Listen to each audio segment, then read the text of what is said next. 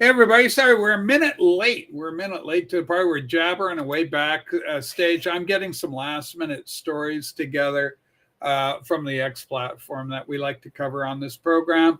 It's Friday, the day before the weekend. Blake and I are down to 2 days a week. We like doing it Tuesdays and Fridays. You catch us here, and we have a lot of fun, and it allows us to catch up on a lot of stories. Hopefully we're live here and you can Yep. see the show. So It's good. I last just time it didn't did a work. repost on your X platform there. All right. Anyway, so the big story, it's August 1st. We talked about this. You left our last program, Blake, with the prophecy, the prognostication. So let's see what happens coming August 1st. Well, it's August 1st. Happy August to you. Yeah. And for those in the know, August is a traditionally hot month. Sue, can you grab the tweet or the post? Actually, we use the old language for Twitter, but I do like to disavow it and step away from it. And so the post that was Trump's post. He said Carney's been an asshole, so we're going to drop 35% on him because he's endorsing the Palestinian state. This is going to make our negotiations very difficult. I will get it myself. Yeah. Okay, so well, just for clarity, Trump actually said, that was, I think, a precursor behind it. I think the reason why he said, you know what, we're just going to do it because you kind of swiped us with this one. I think there's an expectation we'll stand lockstep. But the other is that Trump did say it was because of the drugs. He said that was the main reason that Canada is not. I'm aware of that. Yeah, I'm aware of that. I'm totally aware of that. What my point is this thing that Trump threw out the day, this is like July 31st.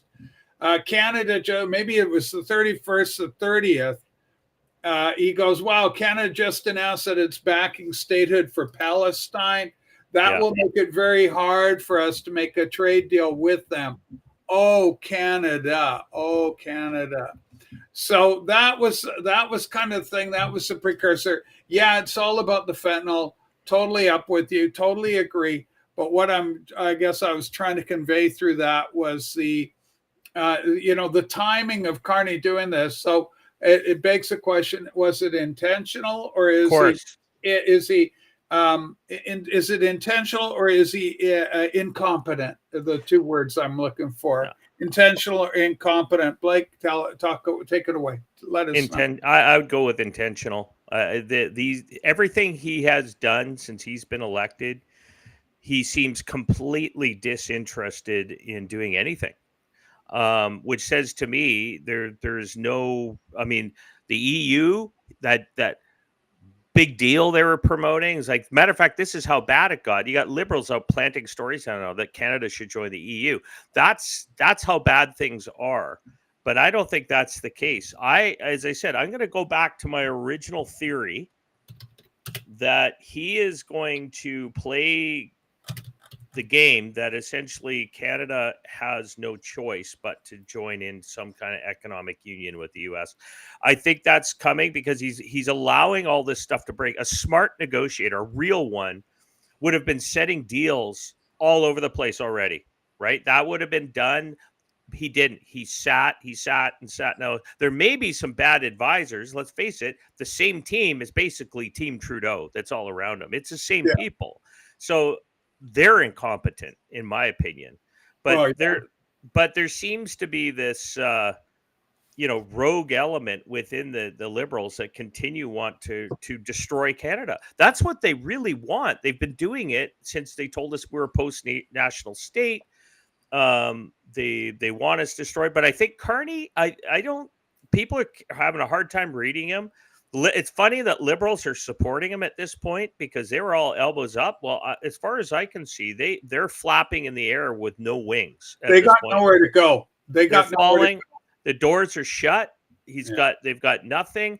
This whole Palestinian, seriously, what value does throwing $340 million for Canada gets out of creating a Palestinian state. We don't have to accept the refugees.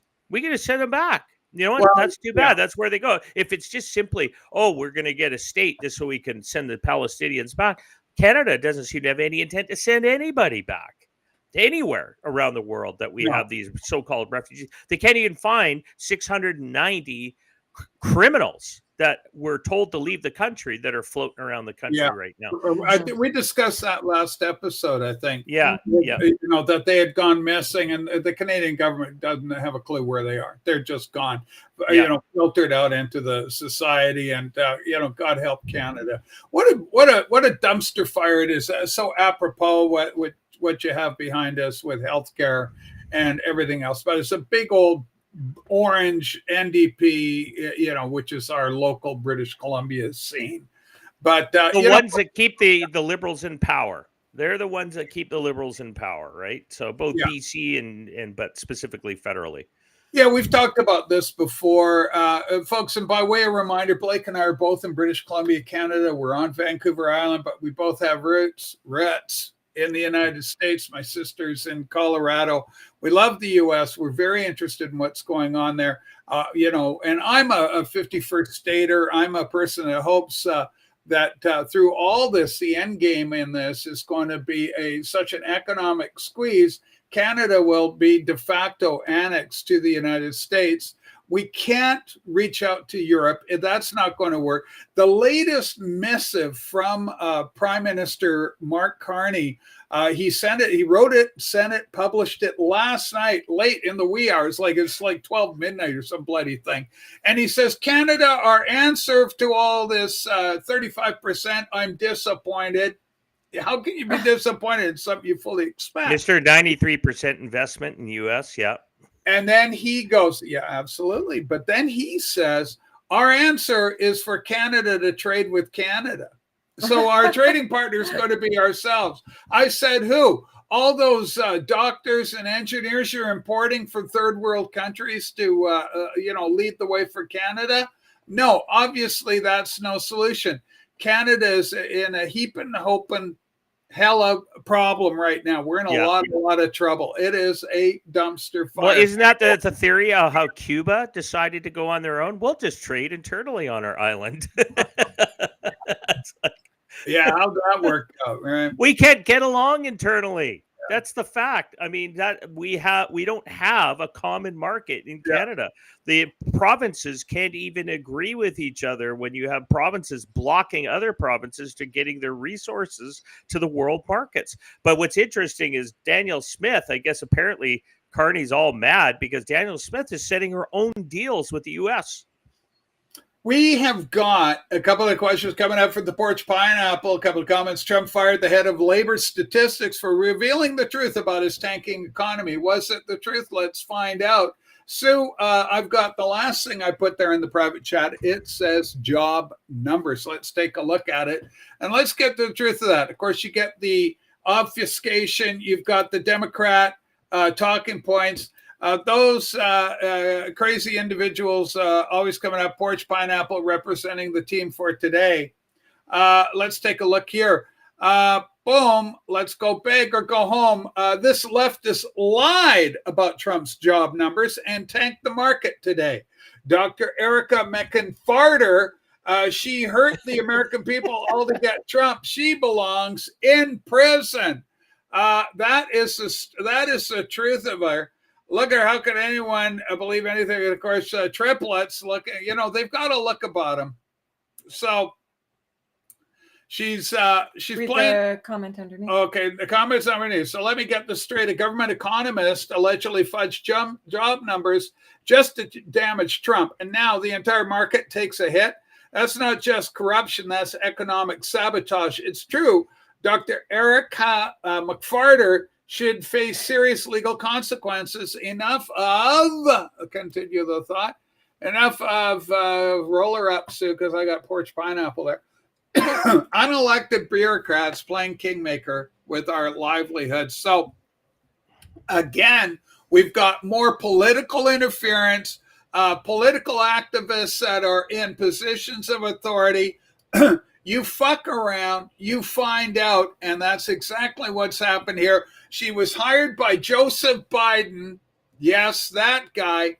And so there you go. Fantastic news. Get rid of these operatives. That's what they are. And we are finding the big story today. Of course, burn bags. We've got Russia. The film is being pulled back. The curtain's being pulled back on all of that. And we can see for the first time how corrupt, how criminal, how treasonous the Democrats were in cooperation with certain Republican interests and agents against the Trump administration, both first term and, of course, it'll lead on into this term. Justice is coming. There's no escaping of it. Praise God. Thank you, Jesus. Truth is finally coming. Sue, what have you got lined up for us? FBI Director Kash Patel talking about uncovering the annex. Okay, let's take a look here. Another story for us. Sue, do you want to read this one? Everybody gets tired of hearing me. Nice to hear your voice. This is from the FBI Director Kash Patel. So we uncovered this annex along with thousands of other documents buried in a back room at the FBI. It revealed a highly classified piece of the Durham report, evidence that the Clinton campaign plotted to frame President Trump and fabricate the Russia collusion hoax. We worked with Chairman Grassley and declassified the documents immediately, and now the American people can see the truth for themselves. The Russia hoax was a disgrace that President Trump and our country should never have been put through.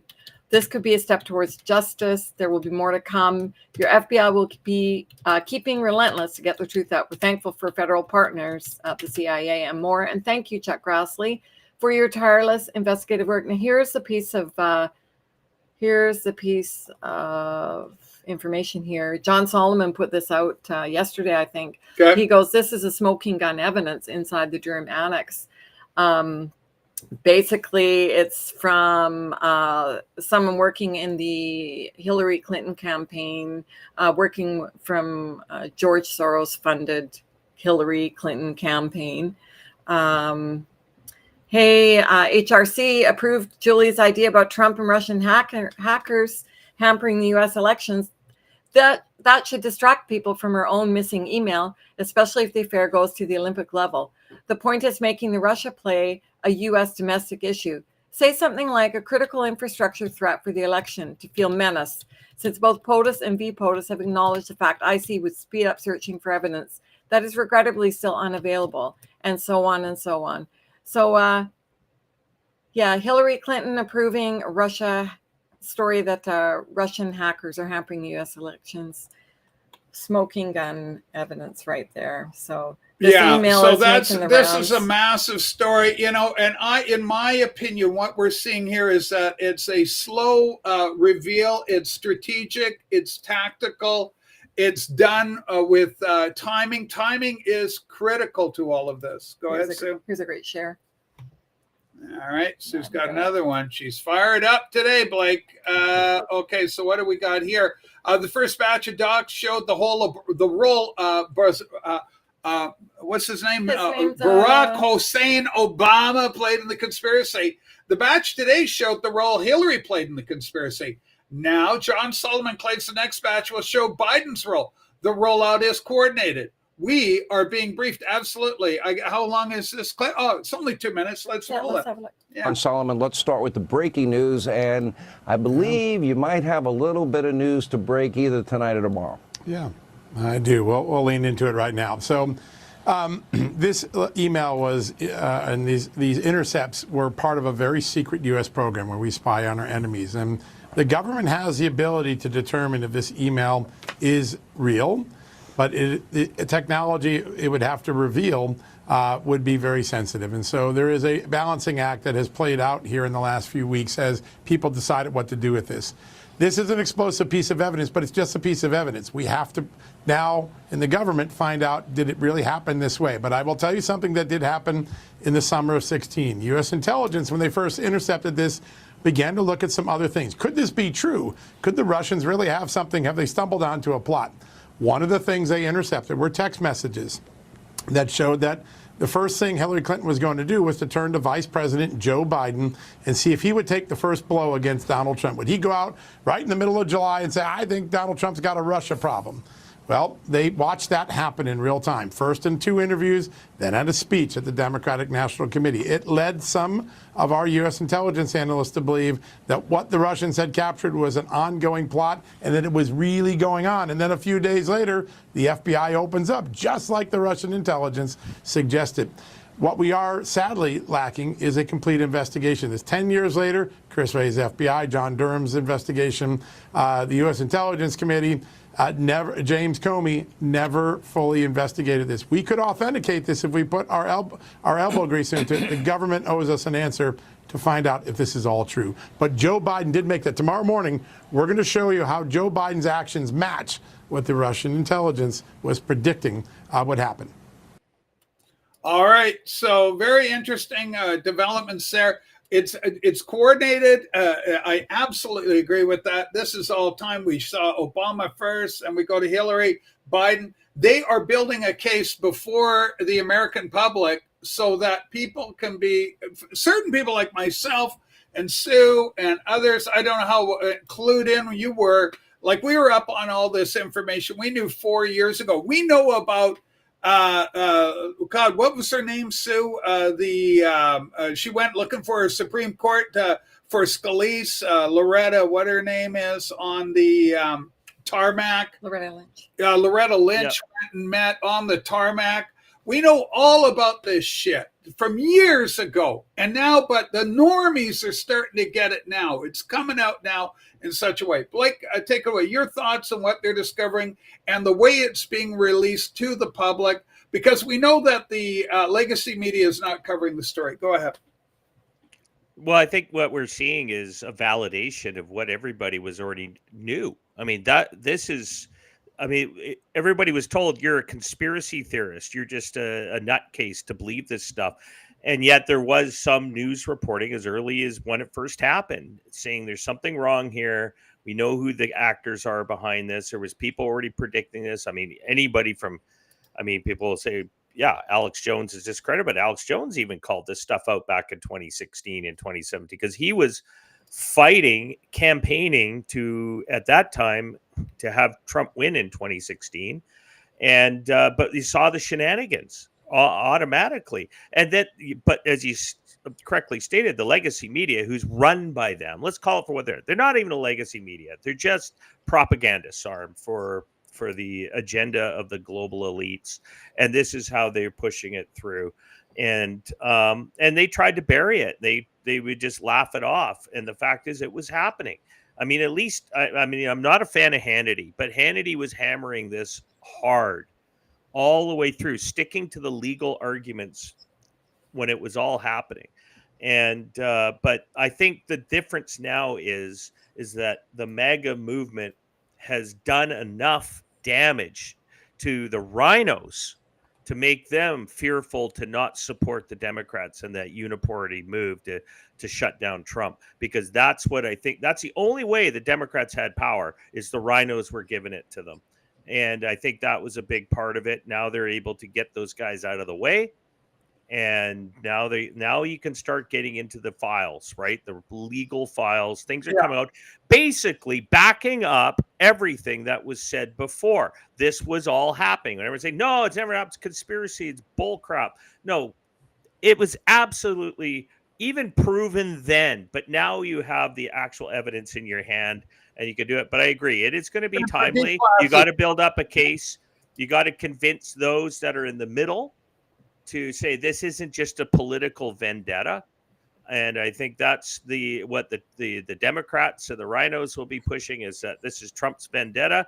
And I'll go back to the Tombstone movie language. No, this is not revenge. This is a reckoning, right? This is a reckoning, right? This is justice against a group of a cartel that has globally together. And I think he's going to out many of these countries that have participated, including Canada. That's why I think Canada's getting a hard ride, is that they participated with the Democrats, with the globalists, to destroy Trump and we know that the Five Eyes were involved. We know that Christopher Steele, a British agent, was involved. So we know that there was a lot of coordination going on, and China through its assets like Canada, right? China has been playing the role, not Russia. Russia may have some role, but China is the big superpower in the world right now that holds the economic breadbasket of the world. And I mean, essentially, they're the factory of producing cheap crap so everybody could buy it, displacing workers everywhere else. But that's who's behind it. That's, I think, part of it. That's the system they wanted in the world. Trump was against that. So they had to destroy him. But it's great this evidence is all coming out. And I agree. I think it is going to be timed properly so that everybody's going to be well educated, and it's not going to be some kind of propaganda crap. They got to show the receipts, so people can read it themselves. Yeah, it was Chris Como's on his podcast. Some woman, a Democrat, goes, "I'm a lifelong Democrat. I'm a proud Democrat." And I got to tell you, I'm liking what I'm seeing out of Trump. Chris goes, "Well, what do you mean? Like, what do you mean you're liking what he's doing?" She goes, "Well, I agree with him on immigration. My 401k is doing pretty good, quite honestly. So I'm good to go." I would say Watergate times 1,000. Watergate at the end of the day was manufactured, blowing up. It was nothing. It was just putting a bug from the Republicans in on the DNC at the Watergate Hotel. That was a nothing burger. It was no big deal. It was dirty politics. I'm glad they got caught, but it wasn't enough. It wasn't enough of a stir to impeach a president over in getting rid of enforcing Richard Nixon step down. Greetings, Richard. So Blake, we got Kemba here. We love Kemba. Donald Trump himself coming out talking. I guess I'm going to risk reading this. I was just informed that our country's jobs numbers are being produced by a Biden appointee, Dr. Erica Markenfarter. I call her Markenfarter, the Commissioner of Labor Statistics, who faked job numbers before the election to try and boost Kamala's chances of victory. The same Bureau of Labor Statistics overstated the jobs growth in March 2024 by approximately 818,000 overstated. I mean, she's not worth the paper any of this written on. And then again, right before the 24 presidential election in August, September, she fudged it by 112,000. These were records. No one can be that wrong. We need accurate jobs numbers. I've directed my team to fire this Biden political appointee immediately. She will be replaced with someone much more competent and qualified. Important numbers like this must be fair and accurate. They can't be manipulated for political purposes.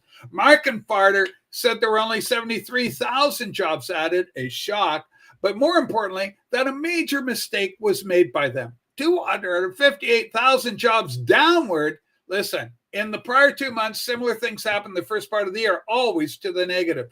The economy is booming under Trump, despite a Fed that also plays games, this time with interest rates. He moves on, of course, his favorite target, the Fed right now, Jerome Powell being an ass, where they lowered them twice and substantially just before the president election. I assume in the hopes of getting Kamala elected. How did that work out for you, Jerome? Too late, Powell should be put out to pasture. Thank you for your attention to this matter. We should cover Powell a little bit today. I'm not a fan at all of the Federal Reserve System.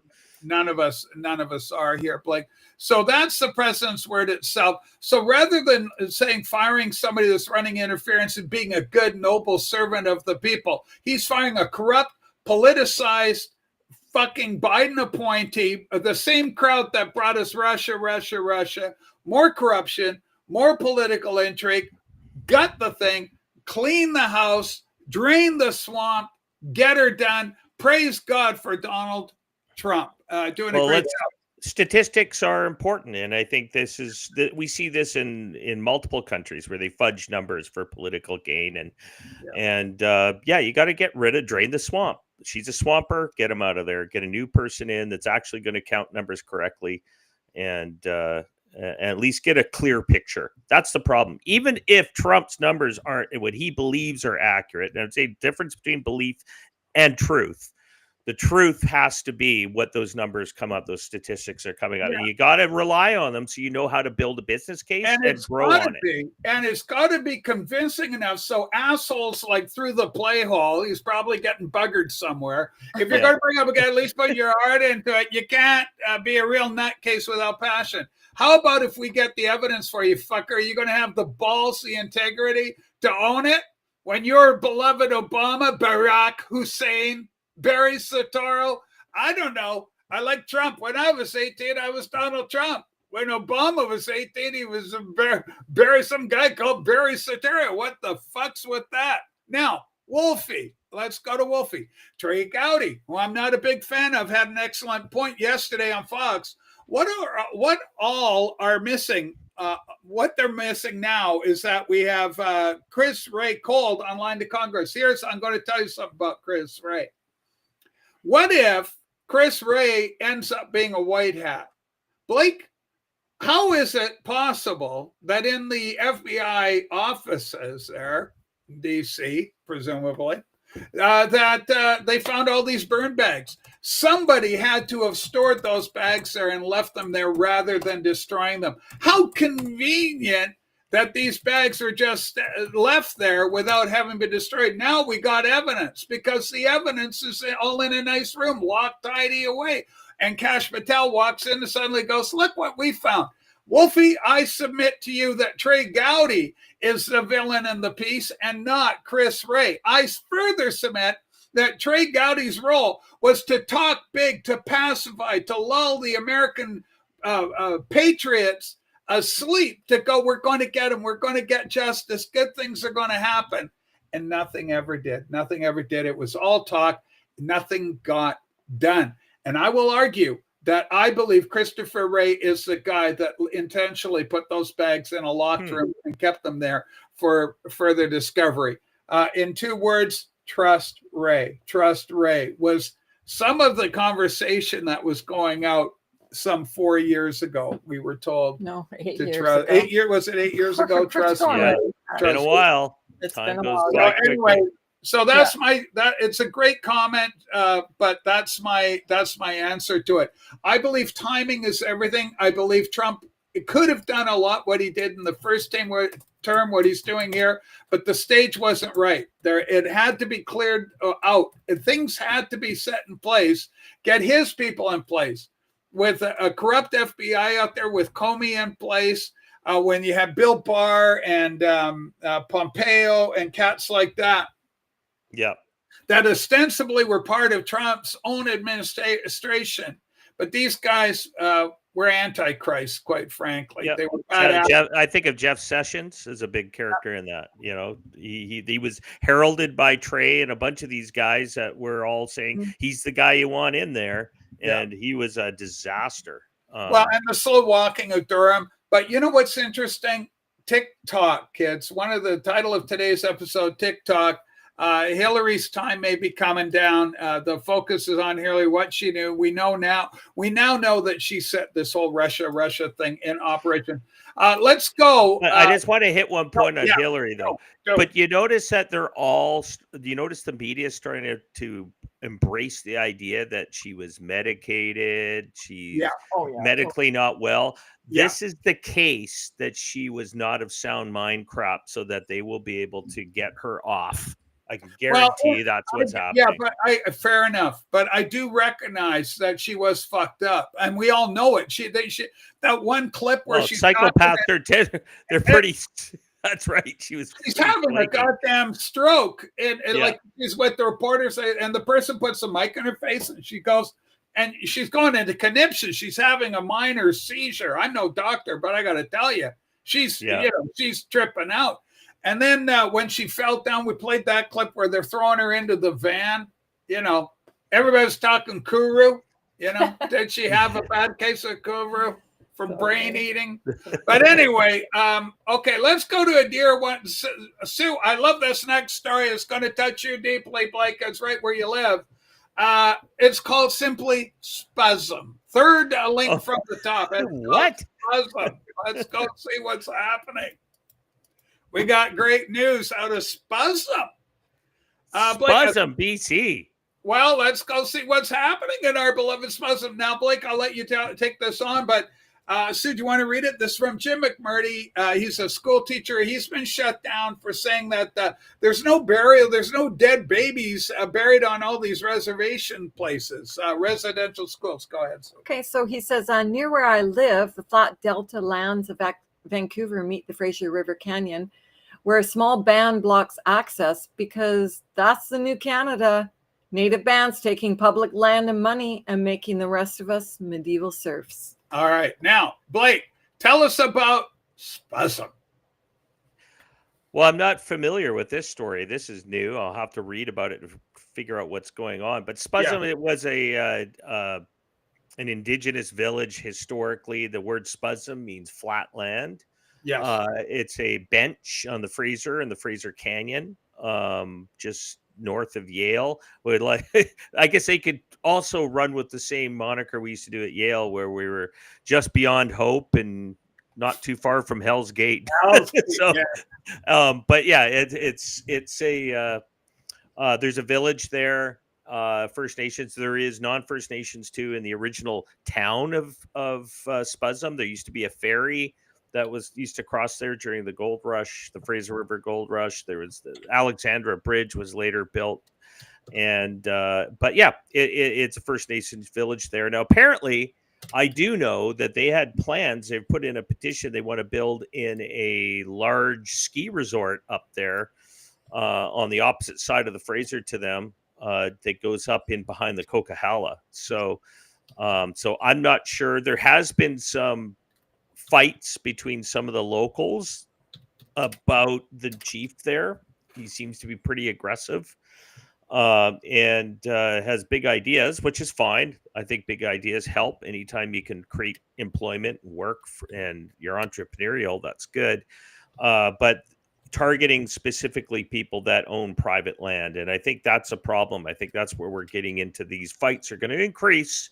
Yeah. In British Columbia, where private landowners are going to get into fights with, and this is being done directed by the government purposely. This is all that land acknowledgement where they're basically stating that nobody on the land owns the land, essentially, outside of First Nations. They're saying it's unceded territory, which means you're in a permanent state of negotiation. Nobody really owns it anymore. So if you bought a property near Spuzzum, you could be fighting this kind of issue, and the government's not going to protect you. And that's what it comes down to. And it's the same thing. Of course, what we're seeing is this is EB, the we call him the communist. He's like the premier of British Columbia, essentially American friends. He's a governor. Okay, this guy's the governor of our province. Okay, you can think of him in those terms. That's the kind of power he's got. And he gave large tracts away. And right in our backyard, what is it? Mount Benton? Is that what they call that thing over there? Yeah. Okay, yeah. Looks like the city of Nanaimo in the province of BC are transferring land on and around Mount Benson, just right in our backyard here, to the Snuneymuxw First Nation as part of a reconciliation agreement. Reconciliation. So we're giving land out. And that means no whiteys can go on there. This involves the return of over 3,000 hectares of land, including Mount Benson North and other parcels, to the nation. Transfers are happening in stage with some of the land already transferred and more anticipated. Taxpayers, I guess, have nothing to say about this. I can explain what this is about because go ahead, take it on. I mean, this is what's happening. This goes right down to the globalist agenda in Canada, because Canada is one of the signers on to that "you'll own nothing and be happy" garbage. Mm-hmm. So essentially, when you can buy or lease land that's owned by First Nations people, Indigenous people, but you'll never own the land.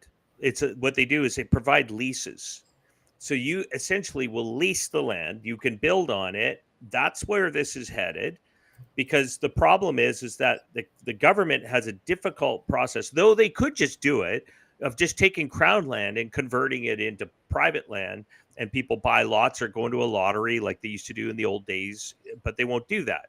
So this way they can control the process, hand it over to the First Nations, allow them to do the development of housing and everything on those lands. And who's going to be the investors who can afford it? Well, I can tell you, nobody's going to easily get a mortgage on a property where you don't own the land. You can't get a mortgage. So who's the guarantor in all that? The government. The government becomes the guarantor on those leases, which means they get to own the lease on the land in which you're buying a lease property to build on it. And this is, I think, their answer towards that. And of course, the big development companies that will be going in there to work with the First Nations will be the Brookfields, the BlackRocks, the State Streets, the Vanguards, those kind of companies with big union pension funds and pension fund investment to build on there. You'll get a nice home, but you won't ever own it. You'll never be able to own it. You'll have a lease. This is what they've done in the city of Vancouver. A ton of Musqueam land is all run by the Musqueam Band. They lease the land. The province and the city has no control over it. Otherwise, an agreement to pay for services. That's it. So this is where this is heading. They're going to convert BC into a giant reserve of which nobody owns the land. They're going to, I can see that we have been ground zero for this globalist experiment to get rid of private ownership of land. Wow, it's chilling, absolutely chilling.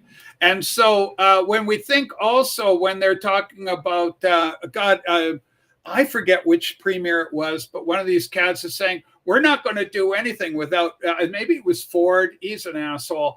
But he's going, the guy out in Ontario, Doug Ford. He's saying, what's his name? Doug Ford. Doug Ford. Yeah, he was saying, we're not doing any agreements without getting the okay from our First Nations people, from the Indians. We've got to get an Indian okay before we do nothing. And it's all on treated lands. Yeah. All of that's already treated. That's the thing. The only area that is not treated is British Columbia and parts of Yukon and a little bit into Alberta. But that's it. But now they're opening it all up across Canada when they don't need to. Wow. So I think this is the point, is like this is an agenda to destroy private property rights. And they don't want you to own anything. This is their answer to deal with the debt, the spend and going crazy. And that's why this group specifically, I think, wants to block Trump and bringing the whole 50. You know what happens if Canada becomes the 51st state? You get property rights constitutionalized. And you want to bet he's not going to stand by and allow a small group of people to control the lands. He won't do it. It doesn't happen in the U.S. It will not happen. All right, now let's talk about the U.S., okay? Because, I mean, we love America. Trump's my guy. I love Trump. Let's go here, Blake. This is an interesting one. This is, holy shit. Mel Gibson accuses Governor Newsom of Maui-style land grab in the Pacific Palisades. Sue, do you want to read this one for us? Sure. Gibson says Gavin Newsom, Karen Bass are plotting to displace locals and reimagine California neighborhoods. Reimagine, I love that, California neighborhoods, just like what happened in Maui. Newsom wants to do the Maui plan. There aren't any more locals living there anymore. They all had to leave town. He's calling for a federal investigation into Newsom's $40 billion funding request, warning the Palisades and Altadena are next, and no one's asking the people before wiping them off the map. This is about erasure, control, and profit. California is being taken piece by piece. Sound familiar, British Columbians? All right, let's. Is there audio on that clip with our guy? Loss of life.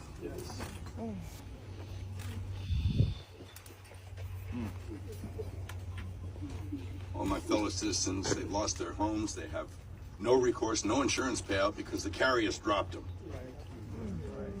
Even the carriers realized that California was ill-prepared and had scant resources to deal with the inevitable fires. They knew that. So are we supposed to believe that our elected officials didn't know that? Of course they knew that. Of course, Mayor Bass tweeted about the levels of danger days before she blew out of town. You know? Ugh. Next, I want to express my thanks and gratitude to the firefighters and the men and women who put their lives on the line to battle these devastating wildfires. I went. Okay, so we'll leave that. It's just great to see him talking. Great to see him taking action. Blake, what are your thoughts on this? Are we seeing something similar within an American context? We're dealing with land, resources, and it seems to be the same thing where the government's going to make some money out of this. The individual, the indigenous, quote, American population, not in indigenous and native sense, but just your average Joe Blow American, Mr. and Mrs. America, get moved off the property. The government takes it over and they control it. And then they can utilize that land for whatever purposes they have in mind. High value land. But I mean, we knew there was problems brewing in California for a while. And anybody who's from California, just take a look at their insurance rates. They're in an economic crisis when it comes to real estate, because real estate was getting to the point that nobody would buy anything because you couldn't get a mortgage on it, because you couldn't get your property insured. Yeah, the insurance, and that's what he was talking about. The underwriters were exiting. They were down to one in California, just one. And basically it's so unaffordable, nobody could get their places insured. So that's where California's at. So somebody has to say, why was this happening, right? Because we already see this in Canada. We've seen this in other blue state like locations, especially I would argue Canada is very much like a blue state. Especially if we operate very similar. I mean, the fact that David Eby was only wanting to do localized tariffs only against red state products, since they're not blue state, shows just how lockstep foreign influence each other are with each on their own agendas. But there seems to be this agenda to build these 15-minute cities, taking over large tracts of land, compiling people into urban areas, removing services from more rural areas, slowly eroding people from being able to live out in smaller towns, eventually getting to the point where there's nothing left. Now, people talked about this in the 1990s. It was called the Y to Y initiative. This was promoted by, David Suzuki and other green kind of actors out there that were saying a human-free zone between Yukon to the Yellowstone. And this but I think this is far more nefarious. That was more of a green agenda. This is more of a let's control who owns all the land. You'll own nothing. Be happy. You'll get your guaranteed annual income. And to do what? Because the AI systems will be owned by these guys. They'll own all the land. They'll run it all. And it becomes like a Marxist, quasi-Marxist state. With some forms of fake capitalism or faux capitalism, or you call crony capitalism, and you'll work for that machine. If you want to work, if you don't, you get your guaranteed money so you don't rebel. That's the same system Saudi Arabia runs under right now. Their people don't rebel because they get a guaranteed annual income. In U.S. dollars. The problem with the guaranteed annual income, it all sounds roses and pies if you're working at Arby's or something, trying to survive on minimum wage. But I got to tell you, what the government gives, the government can take away. And if your social credit score, how about we get into digital currency, digital following, and if we're marketing you and your social score falls, we're going to withdraw from you. So now you're going to be up the river without a paddle. And we know in Canada, at any rate, that debanking is still going on and still happening. A lawyer for the trucker convoy that had been involved with that's long over, but she was recently debanked. Like 2 weeks ago, she got debanked. And because she's still seen as being problematic from years ago. And of course, right now we've got this preacher, this American singer, minister on a tour across Canada. He's an American guy out of California, and he's having a great revival Christian thing preaching. But this guy has been sanctioned across the board. Just today, I noticed that he was saying, we're thinking of taking legal action. And of course, Marco Rubio, have we got Rubio's comment? Because great comment there. Marco came in and lowered the boom pretty heavily on him. Well, I think we're really, really fighting to stop fascism. This is what this is. The left likes to pretend Trump's the fascist. No, it's the other way around. The fascists are running the Democratic Party now. They're running the Rhinos. They're running the Uniparty in Canada. They want this one world government, one system. You own nothing. Be happy. So I think we're seeing that. This is the fight, what we're up against. This is a monumental fight. I agree 100%. You won't get your guaranteed annual income if you don't obey the way the government thinks. If you don't think like them, you'll lose. You'll get removed. You'll get canceled. You'll get your funds cut off. You won't be able to travel. That's what they're doing. That's the insanity. Okay, we got another story here. It's called, did that link work for you or was it goofy? This one's called, what did I call this one?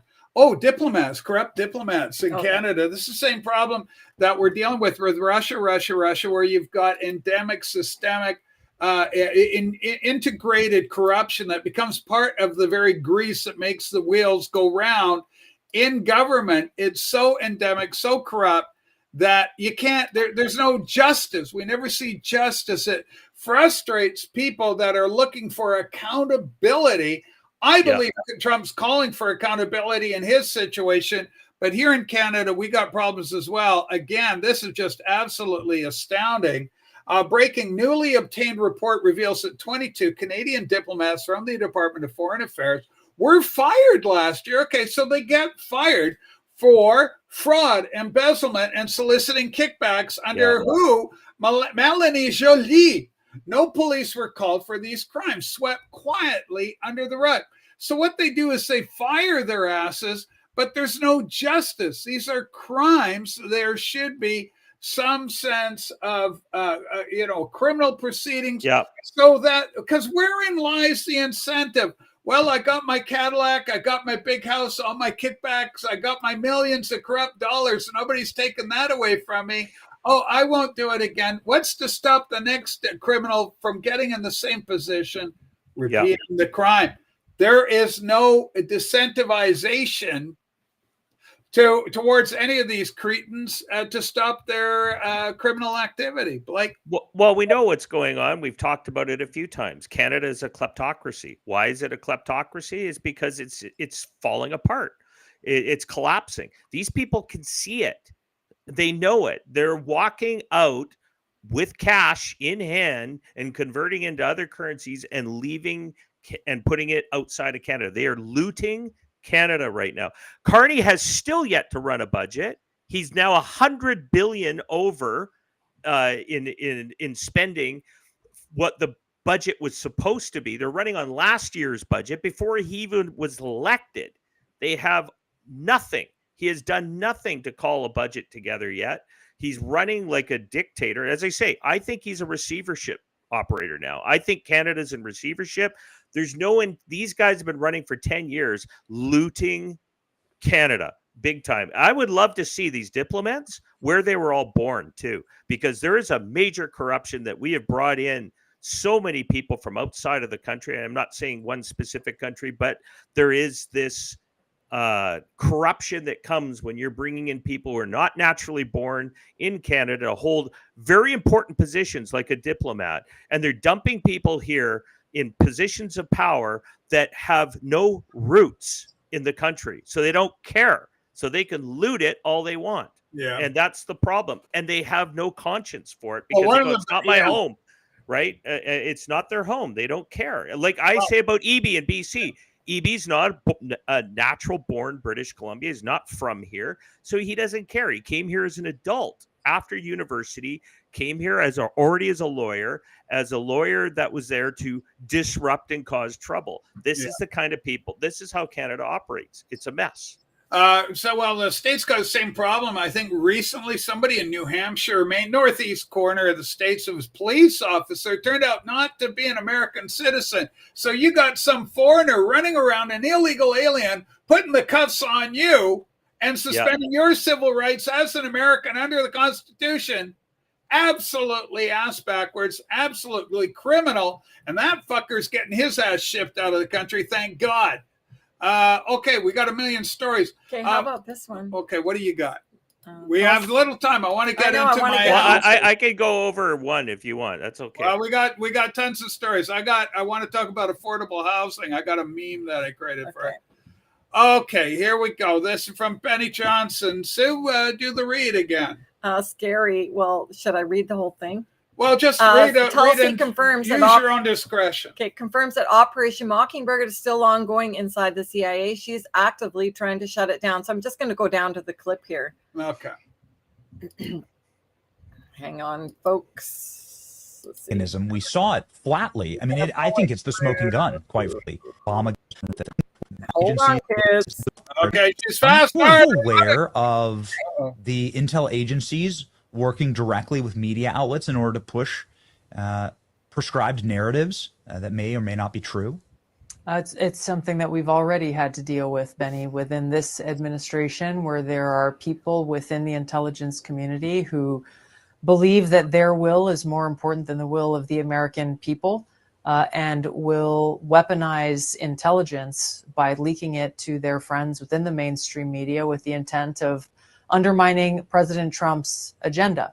It is not one that he hasn't already talked about in every rally and town hall that he did throughout the campaign. I don't even know how many there were, but President Trump is enacting the very thing he promised the American people he would do in this election. So people in the intelligence community, they may agree, they may disagree.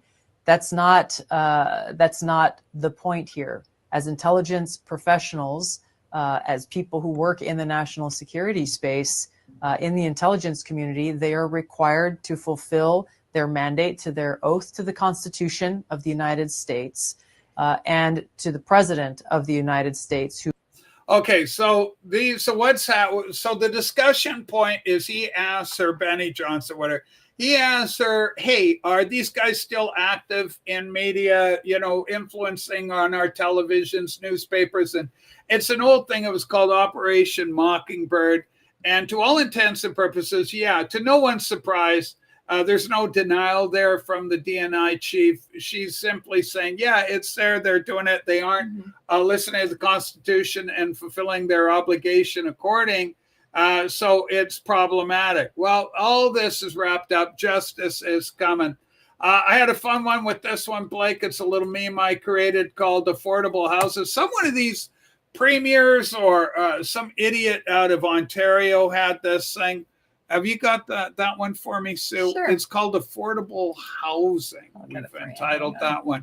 And I was because I saw the state of these houses that they're calling affordable. Look at you, Live. Yeah, I think you've. I had no idea. I have an idea what it's going to be. And they look like a bunch of fucking like barracks from like World War II or something. Yeah. So here they go. It seems kind of familiar. There it is. New, more affordable housing for the Strait region from Premier Tim Houghton. And then on the right, I've done it in black and white with, Colonel Klink there. The more affordable housing, they look like World War II barracks. My camp is your camp, Colonel Hogan. I mean, it's just absolutely nuts. Talk about this. I mean, this is, again, it goes right back again. You'll own nothing, and you're going to be happy. Oh, Yeah. I know nothing. I see nothing. I hear nothing. Yeah, old Schultz, right? Yeah. Well, I mean that's how. Schultz was the good guy, actually, in all of that. But there would be a piece of trivia. What was Schultz's background? He was a toy maker. Toy maker. That's right. In Germany. Yeah, and he was Jewish. And he was Jewish. Yeah. All right. So I think the point here is well taken. I mean, these look like the barracks that you would see in a logging camp back in the day 50 years ago. Yeah. Now, at least today, the work camps that if you go work in the resource sector are actually really good. But but this is the plan, and this is the problem. Canada is in a very precarious situation because we have an aging demographic that has no resources. We have a big chunk of them that aren't getting much for a pension. They're not getting much to fund their lifestyles. They're going to be running out of money as seniors. And this is the plan. I don't know. The picture I thought you might have had as well was the picture of Mayor Chow from Toronto doing her big new, affordable housing initiative, which was stacking basically container ships into homes and saying, look at the wonderful work we're doing. And everybody's like, you're sticking people elderly people into containers. That's essentially your shoebox, folks. Yeah, That's it. You get a shoebox for paying into the tax base your entire life and making it so unaffordable that we couldn't afford to save our own money. So we're going to stick you in there. Yeah. That's what you get from your government. Yeah, it's horrible. I mean, talk about what this is the Canadian dream. This is our prosperity. This is our future, our hope. It's horrific. Blake, any stories you want to cover? I see we got 4 minutes left on the main clock, but we can go a little over. I'm not too worried about it. But I do want to get to my lunch here, because I'm dropping the pounds. The latest 234. I'm weighing in at 234. But Blake, go ahead. Tell me about anything you want to cover that we haven't covered that you want to get on for sure. No, I think you covered a lot of it. I just think we are in rough shape. I think Canada is playing a game of chicken in the wrong vehicle. We are trying to go head to head with the United States, driving a Lada or more like a bicycle going up against a tandem truck. And we're going to learn really hard, real quick, how that doesn't work. I think Carney, I would just like to go back to this. I think Carney is a kind of a double agent in this. Some people are saying, well, we're waiting for the conservative Carney to come out. Is it the conservative Carney or is it the liberal Carney? And I think it doesn't really matter because we have a uniparty here. But the reality is he's a money guy. He's a guy that works with the trillionaire asset manager. He's one of them. He's got all his investments in the U.S. I keep pointing to say it over and over. He's invested in the U.S. Brookfield is invested in the U.S. now. Move from Canada to the U.S. Watch it, Canada. He is there to bring us over into the United States. It's going to happen. I can't see why not any other reason why. And they had to do it through the liberal side. If they tried to do it through the conservative side, it would collapse because the lefty losers in Canada would be protesting because they would all leave their government jobs, step out ground and be parading all over the place causing chaos. But it's got to come from the left, and that's the way it's going to look. And they're all going to have to somehow trumpet how good this is going to be from their perspective. See what he did there. Well, I got a question for you, Blake. Question for Blake. Go ahead. Question from the audience. So, Blake, is Carney going to be working hard to prop up these mortgage lenders who are going to be lending people money to buy or lease lands on Indigenous in the Indigenous nations, or what? Well, how it works today, the Canadian government is the guarantor on those leases, which means that they hold like an escrow. They hold the cash in escrow for the bands that are developing on their property and leasing out long-term 99-year leases or whatever it is to the buyers, etc. And so for whatever reason, the band decides to, we're going to strip the land away from you. We don't like you, or we want to triple your lease rate overnight. The federal government then holds the power over that and says, well, then you're not getting any of the money. We're holding it in escrow. So they kind of feed it as it's corporate Canada, the Canada Inc. managing these deals. So in the end, the Indigenous peoples won't have control over the land either. Is that what you're saying? Well, on paper, they do. They will get money for it. The money will go to them to fund a school or whatever they want on their land. But essentially, like we've been saying all along, it will not filter down to the grassroots. Okay. It won't. It's not going to happen. It's going to be in the hands of chiefs. It's going to be in the hands of bankers. It's going to be in the hands of bureaucrats and government. And they're doing this now into the resource sector, right? I mean, there's going to be First Nations people who are going to get jobs, which is great. I think there's going to be a push that you're not going to be able to just do nothing. You're going to actually make something. We want to do that, which is the positive side. But the negative side is nobody actually owns it but the government. The government is the investor. And EB's been pushing this all along. That he wants Indigenous-owned resource development companies. He doesn't want private capital doing it because nobody in their right mind is going to invest into EB's insanity in BC right now. No, they're not going to do it. The money's not going to come here. So where are they going to get the money? Well, it's got to come from the government, and we've seen that time and time again. I got to tell you this, man. I'm quarter native, man. I got cousins on reservation, all stuff. Canada's got a piss poor history of Indians doing well with the money the government gives them. We got starving kids. We got drug problems, overdoses, murders. They're highest incarceration rate. They're overrepresented. Every negative social statistic you can possibly care to mention. I can say it because, I'm one of them. And so, on that level, right? It's just crazy to me. So it's going to be another big colossal failure, and a few oligarchs, a few moneyed interests are going to do well. And we already know historically within Canada, there are extremely poor tribes by name as nations. And then there's very wealthy Indian tribes, nations. And, it varies, widely between the two. Some tribes seem to do well. Some reservations do very, very poorly as well. La Ronge is horrible in Saskatchewan. They have a hard time. A lot of crime there.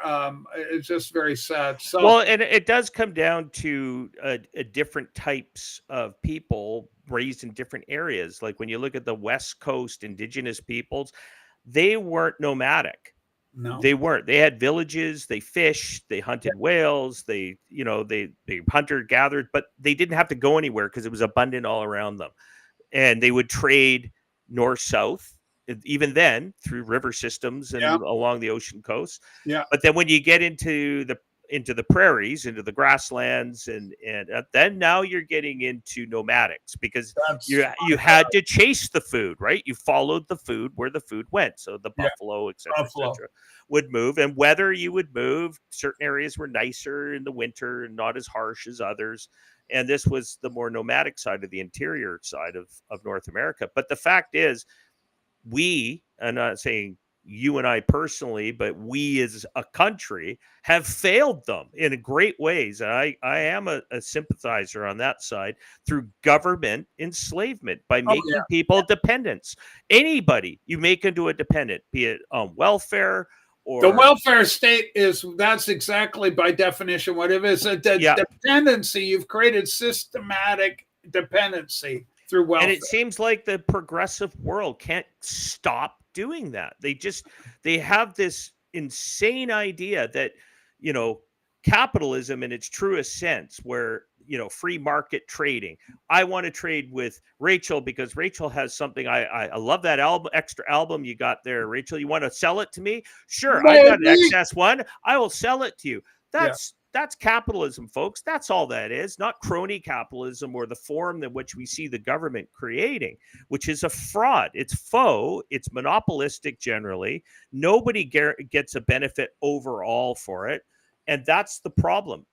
They always end in failure. And as we just pointed out today, we have so much this kleptocracy of thieves, bureaucratic thieves, people coming in and stealing from the public purse, and they don't care, because you can't have what you guys keep seeking, that there's going to be this socialist utopia where everyone gets along and gets a fair share, because you're always going to have greedy people inside your system who think they deserve more than somebody else, and you'll create discord. And all you have to look at all those failed housing projects in Chicago and all this is mass failed systems. They do nothing well. What works best is people trading with people freely without the government in the middle trying to stop that or control it. That's what we just looked at the floats all boats, right? All boats floats when everyone's doing the trading equally in that sense. I'm not saying unfairly, because if somebody's going to be on the bad end of a deal, but that's just because that person made a bad decision. Not the government needs to step in and say that bad decision needs to be rewarded and protected. We just saw like the endemic corruption, systemic. It corrupts within. And so you got, like in America, it's like the Senate and the Congress, you got people in there for 40, 50 years. Here comes the old senator coming. I just saw, what's her name? Pocahontas take a trip. She's standing, I think she was, maybe.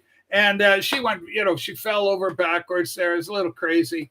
But anyway, and then we saw with the Canadian diplomats with the kickbacks and the corruption and the ministers themselves have been caught over the last decade of taking billions of dollars into pet projects where the money just disappears.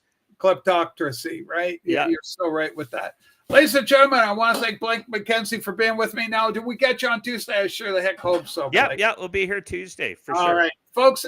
Blake, you have a great weekend. Want everybody to have a great weekend. I'm going to be on later today for my Patreon people. If you're not signed up to Patreon, consider joining. You can throw money at me. It's $5 a month. We don't do a lot of politics on there, though. Occasionally we veer into it, but by and large, it's about music and just kind of the community we have. All the support is always warmly welcome. Blake, I want to thank you as always for being here. And Sue, thank you for doing the heavy lifting backstage. Until Tuesday, everybody have the best weekend. Lord knows what's going to happen between now and Tuesday. I mean, the stories are, unbelievable. Canada, Palestine, oh my God. All right, everybody, that'll do it for now. Thumbs up on the program, please, and subscribe if you're not. That's it. Bye.